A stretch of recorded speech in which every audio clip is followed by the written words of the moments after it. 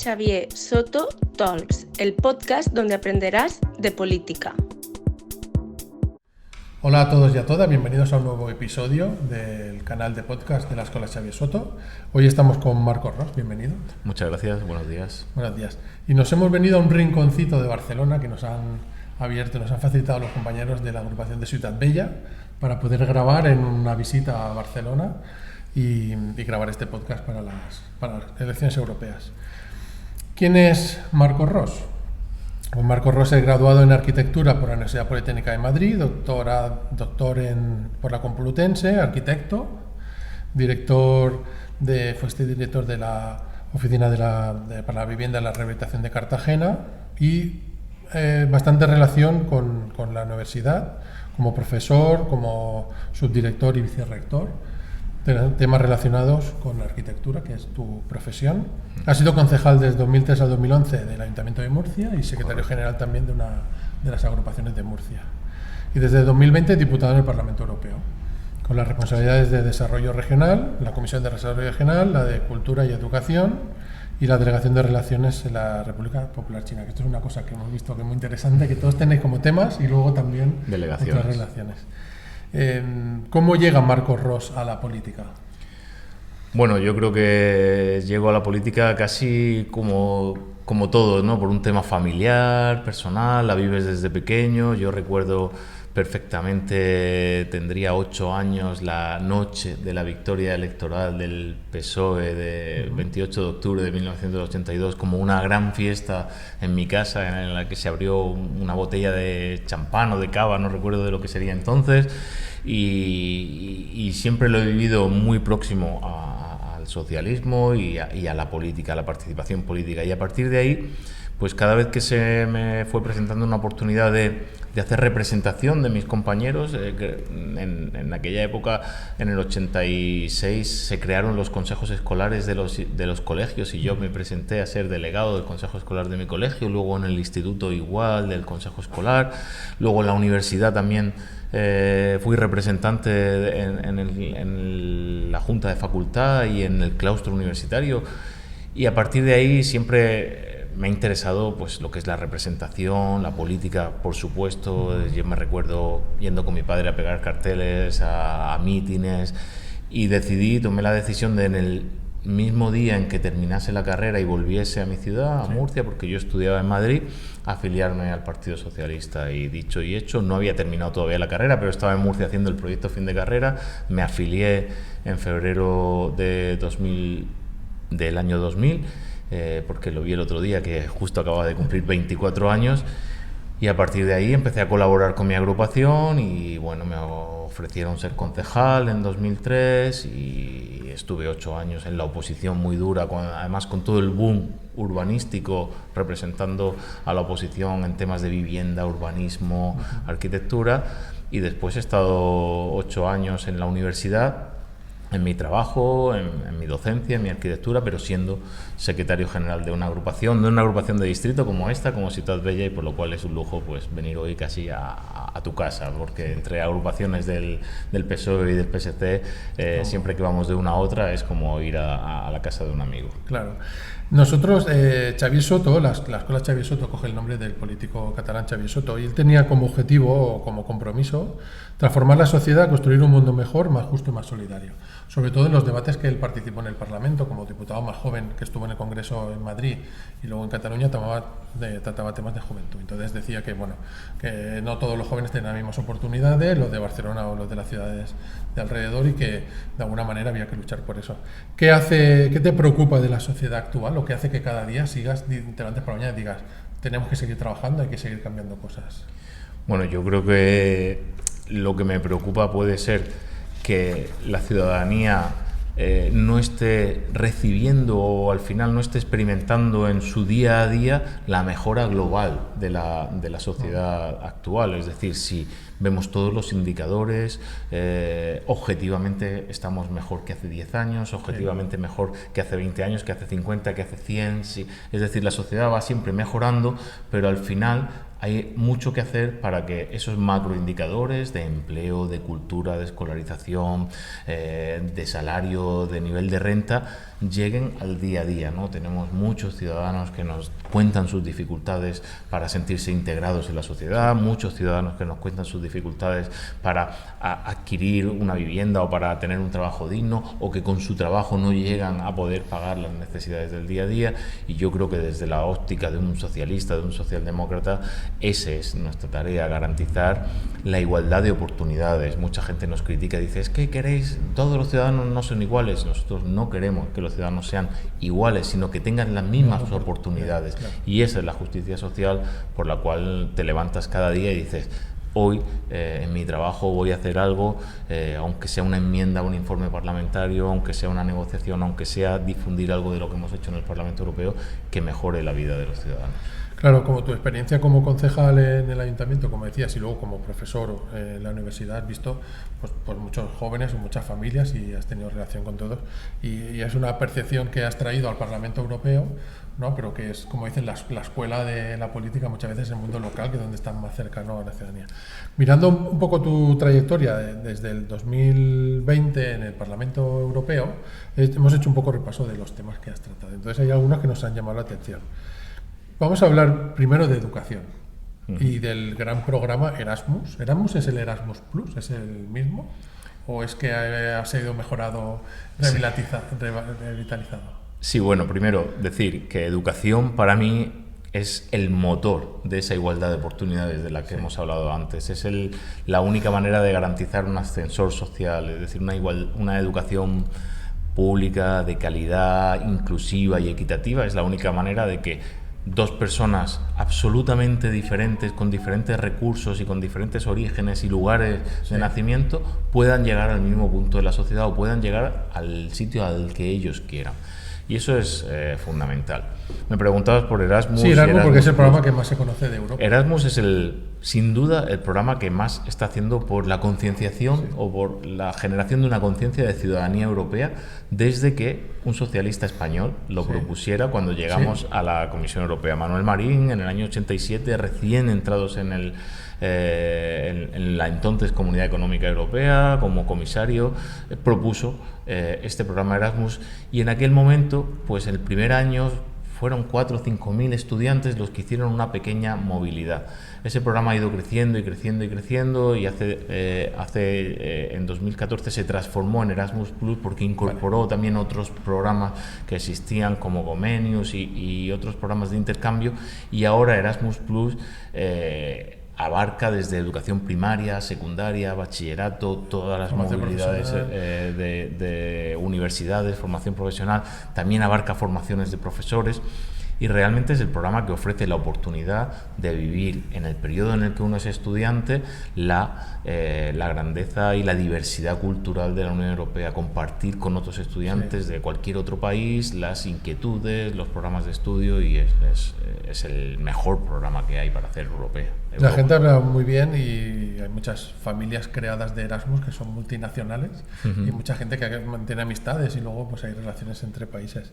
Además del programa Erasmus Plus, ¿estáis trabajando en un espacio educativo europeo conjunto? Sí, eso para 2025. Es una iniciativa muy interesante y que tiene su referencia en lo que ya pasó con las universidades. En el año 98, motivado por Erasmus, cada vez había más estudiantes haciendo intercambio Erasmus, pero luego tenían dificultades para que sus títulos fueran reconocidos, o cuando venían de haber hecho una movilidad en Praga, llegaban a la universidad aquí en España y les decían, estas asignaturas no te las reconozco.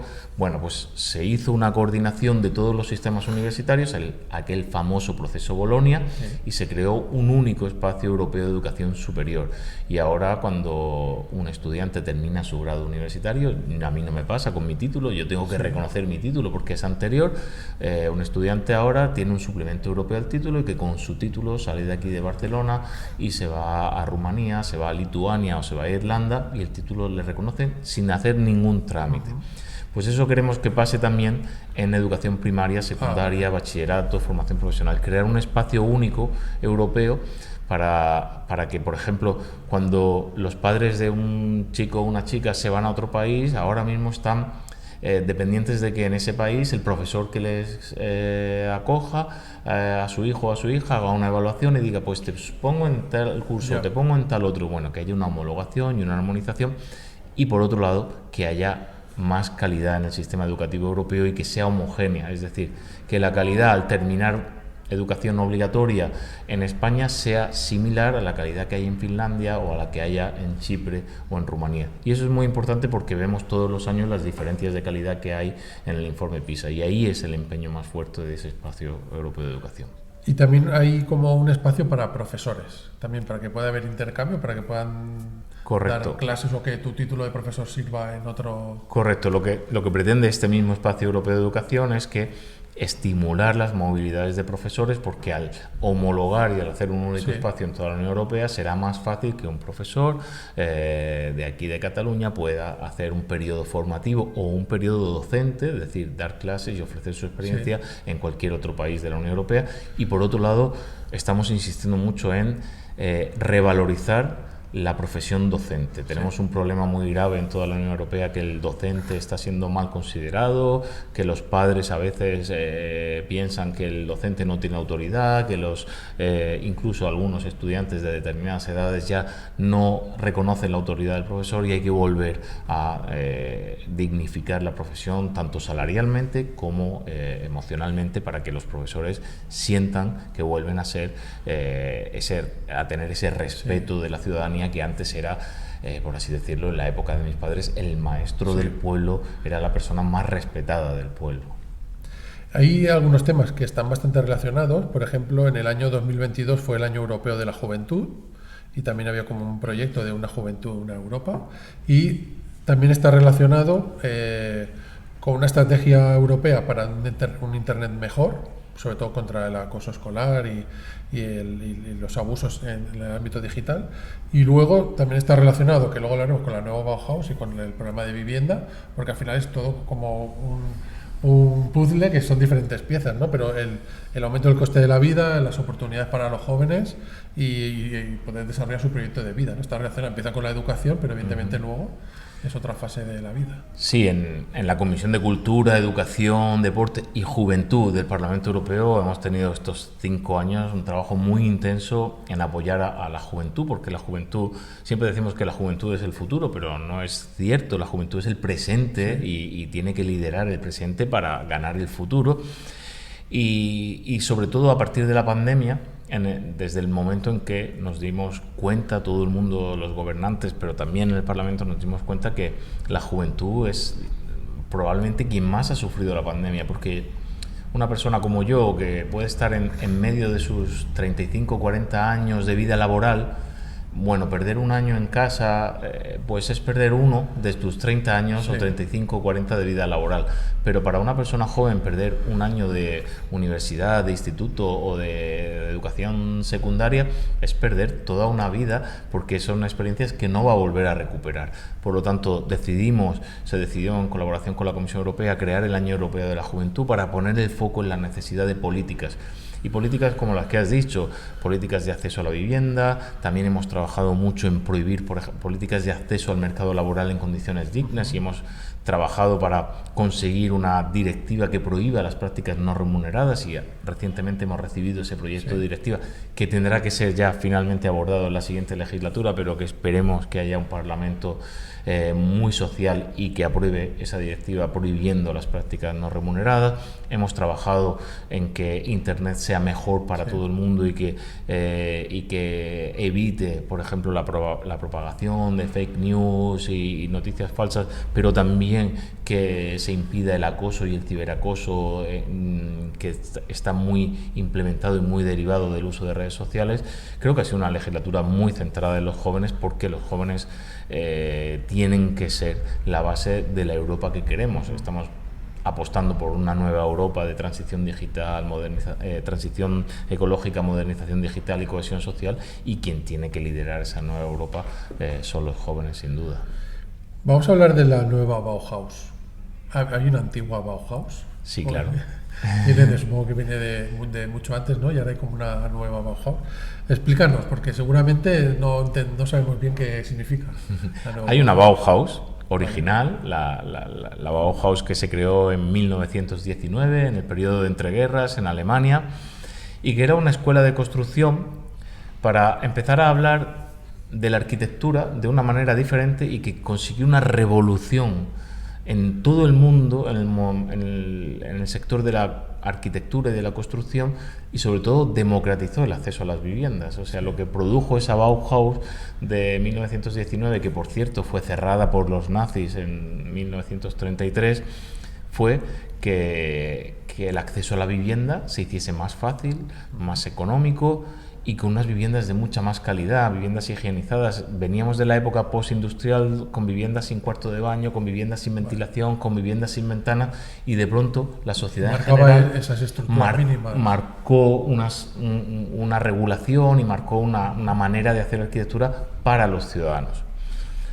El momento de ahora es un momento muy parecido. Era una Europa en transición, en la transición de la industrialización. Ahora estamos en una Europa en transición, o una nueva transición, la transición ecológica fundamentalmente, y la modernización digital.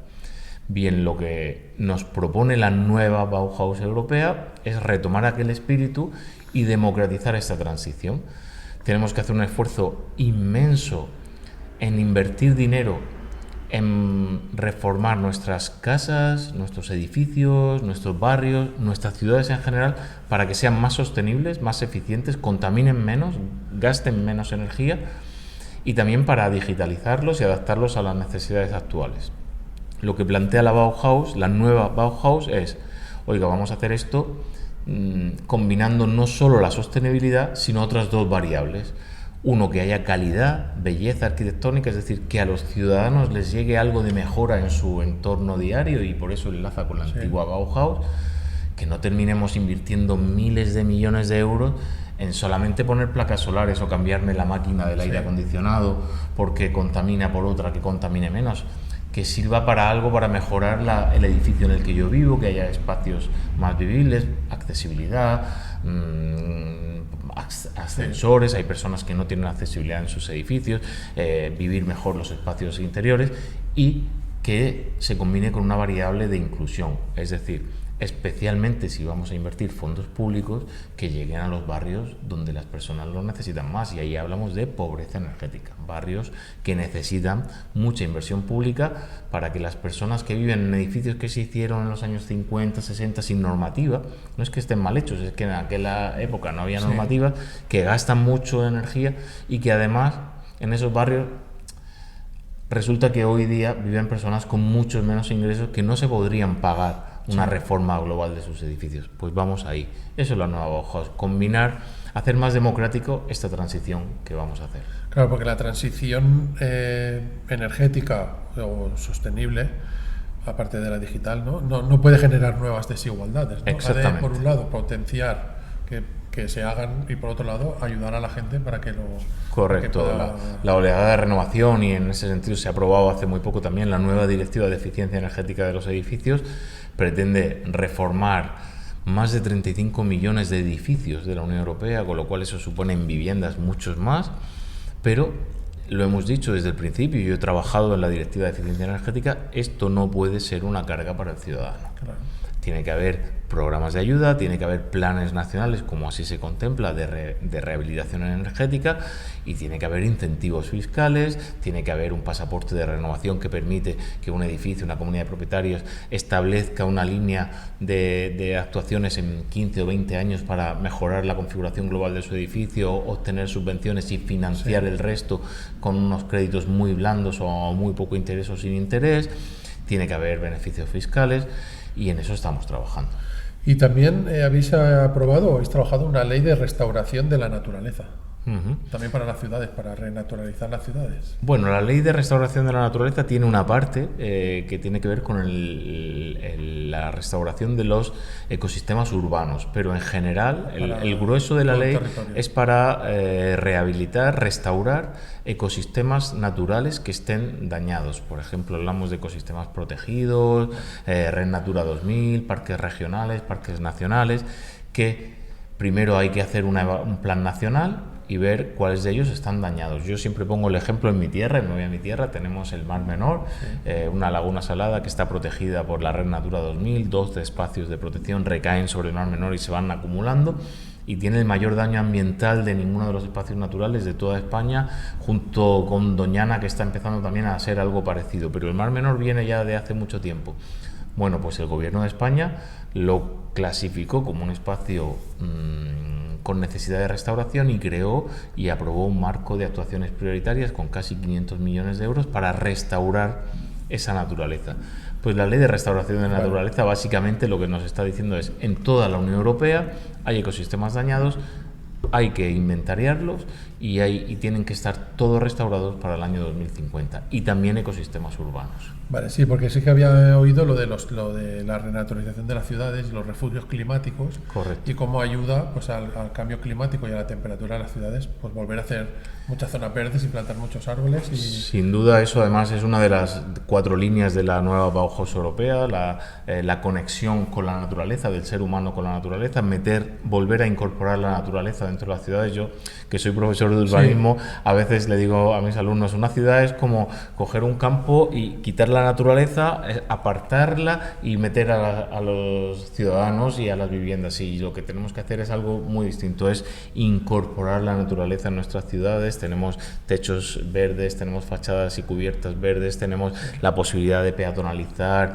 y de tener bóvedas vegetales en las calles, de incorporar agua, soluciones basadas en la naturaleza. Pero ojo, no solo eso, la posibilidad de conectar al ciudadano con la naturaleza exterior, porque a veces vivimos en ciudades o en un barrio y quiero salir a la naturaleza, la tengo a 1 kilómetro, que son 15 minutos andando, pero tengo una autovía o una línea de ferrocarril y no tengo un corredor verde para conectarme y pasar el sábado por la mañana a dar un paseo, o cualquier tarde y dar un paseo y respirar aire limpio. Tenemos que hacer un esfuerzo en incorporar la naturaleza en nuestras vidas. Y hablemos también del desarrollo regional, que es otra parte de la comisión, o de la otra comisión que también ha estado trabajando, y habéis elaborado una agenda rural. Y he visto que tiene como un apartado sobre mujer rural, infraestructuras y servicios, y una estrategia a largo plazo para el mundo rural. Explícanos un poco más. Sí, la Comisión de Desarrollo Regional es la comisión que se encarga de todo lo que es la financiación europea que tiene que ver con las regiones, lo que conocemos con la política de cohesión, los fondos FEDER, el Fondo Social Europeo, el Fondo de Transición Justa.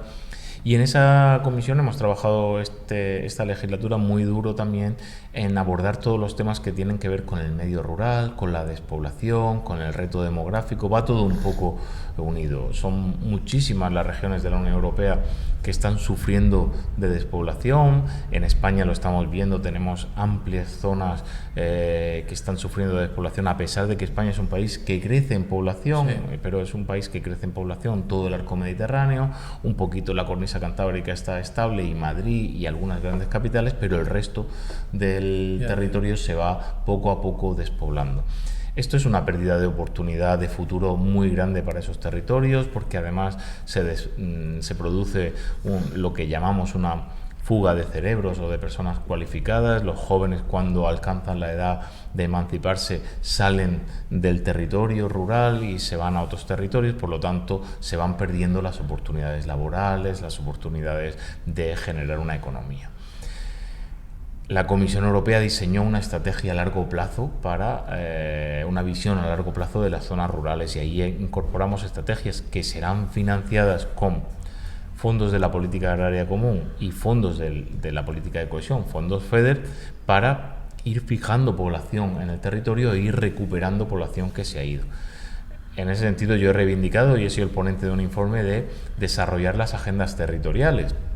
Muchos de nuestros compañeros que nos estén escuchando conocerán lo que es una agenda urbana. En su municipio se habrá aprobado una agenda urbana, pero también hay otro instrumento europeo que es la agenda territorial, y es para territorios más amplios que pueden englobar 8, 10, 20, 30 municipios que no tienen a lo mejor necesidad o capacidad de tener cada uno de ellos una agenda urbana, poder diseñar una agenda territorial, un modelo de gobernanza territorial que nos permita ir detectando oportunidades de fijar población, de crear infraestructuras, de digitalizar, de incorporar servicios públicos, porque a veces la percepción del ciudadano es que vivo en un espacio rural y para que me atienda la sanidad pública tardo 10 veces más, para que escolarizar a mis hijos o hijas tardo, tengo muchas dificultades, para acceder a servicios municipales tengo muchas dificultades. Todo eso, esta estrategia a largo plazo de las zonas rurales con financiación más las agendas territoriales tienen que empezar a entrar, y tenemos que empezar a tomarnos en serio de que las zonas urbanas necesitan mucha atención, por supuesto, es donde vive el 80% de la población, pero no podemos olvidar el resto del territorio. Te quiero hacer una pregunta.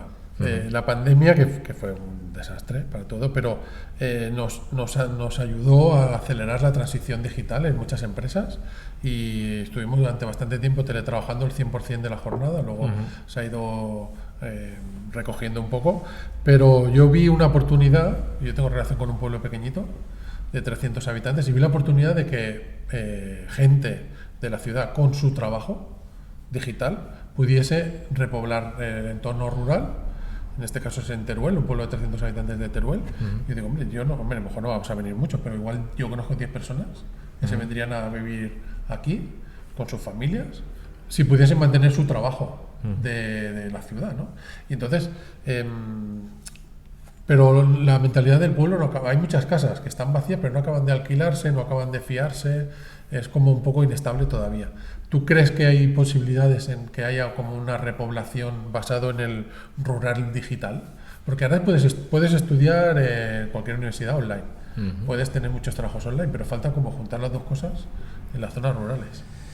Bien, creo que hay oportunidad y es complicado las dos cosas. La pandemia, como dices, que fue un horror para todos y perdimos miles de seres queridos y sufrimos mucho económicamente, socialmente y sanitariamente, tuvo algo bueno, por así decirlo, y es que nos puso a todos frente a un espejo de reflexión, ¿no? Por ejemplo, la Unión Europea en global nos puso frente a nuestra falta de autonomía estratégica, y ahora estamos trabajando en que seamos autónomos en la energía, a nivel industrial, a nivel tecnológico, a nivel sanitario. No teníamos capacidad de producir, por ejemplo, paracetamol, que se acabó, y cosas así. Estamos cambiando nuestra economía para ser más autosuficientes. Pero a nivel laboral y a nivel individual, o por ejemplo en las viviendas, como hemos hablado antes de la nueva Bauhaus, nos dimos cuenta de que todo el mundo quería hacer reformas en sus casas, porque se dio cuenta, parando y mirando, de que no vivíamos donde queremos vivir, o no vivimos a gusto con el espacio que tenemos. Con lo laboral pasa lo mismo. Realmente a día de hoy hay muchísimos empleos que no necesitan de un espacio físico para trabajar, o no necesitan de una presencialidad 100% diaria y de consumir un edificio de oficinas. Vas a trabajar en una oficina porque estás con la gente, pero el trabajo no está en la oficina. Exactamente. Yo a veces lo digo, nuestro trabajo salió durante muchísimas empresas, salió el trabajo durante la pandemia, y con los edificios cerrados, y siguió saliendo, porque el nivel de digitalización que tenemos es tan alto.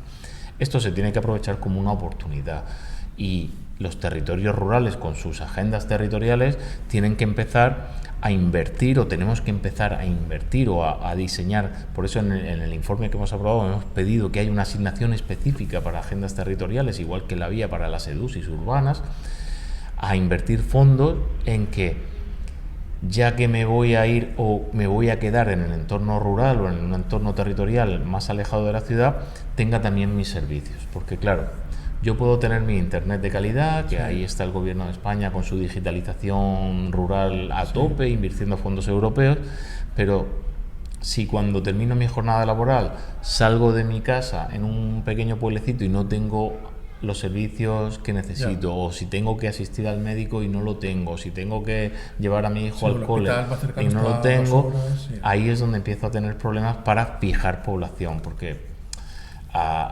tampoco podemos idealizar siempre el medio rural desde lo urbano y decir, ay, qué bonito, me cojo el ordenador y me voy ahí a vivir allí, y cuando abro la ventana oigo los pajaritos y veo el campo.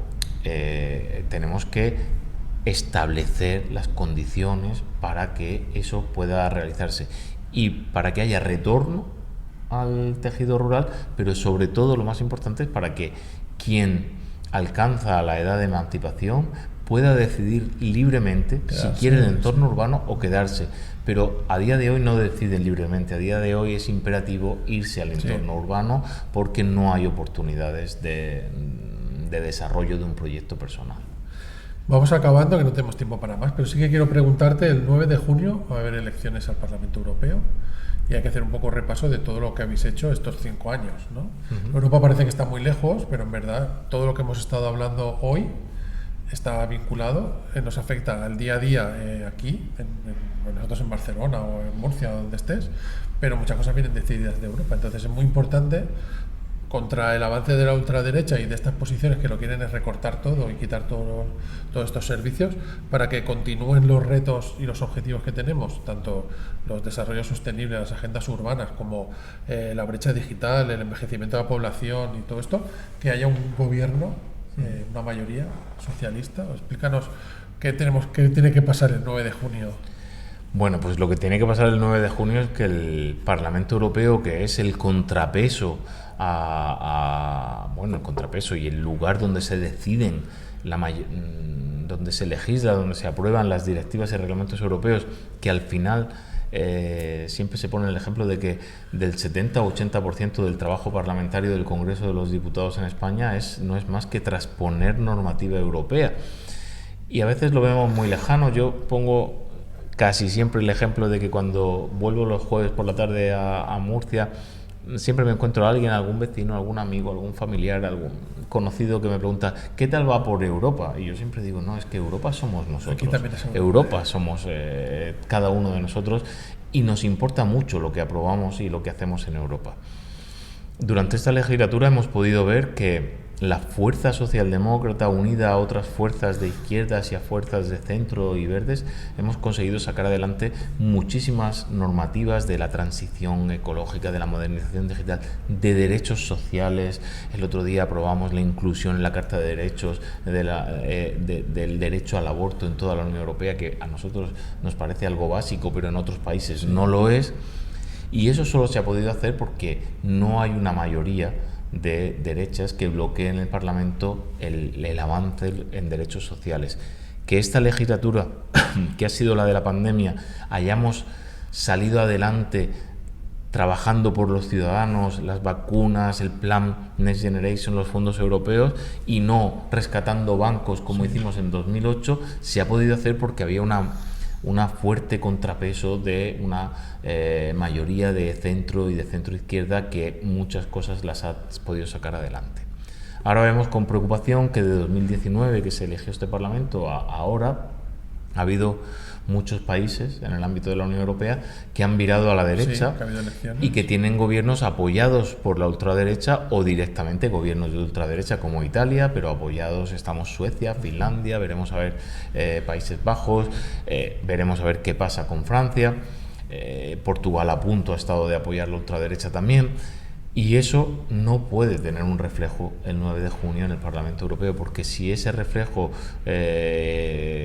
resulta en un crecimiento de la ultraderecha y de la derecha, que pueden llegar o que querrían llegar a una mayoría de bloqueo, significará no que la Unión Europea se vaya a deshacer, pero que la Unión Europea no avance tan rápido en temas fundamentales como son los derechos sociales, la inclusión social, la cohesión, la garantía de igualdad de oportunidades y, por supuesto, este reto que tenemos fijado, que es nuestro Pacto Verde, que va a hacer que Europa sea la más competitiva, porque el Pacto Verde al final es competitividad, y dentro de 15 o 20 años Europa va a ser el lugar más competitivo del mundo. Muchas gracias, Marco, por tu tiempo, por participar de nuestro podcast.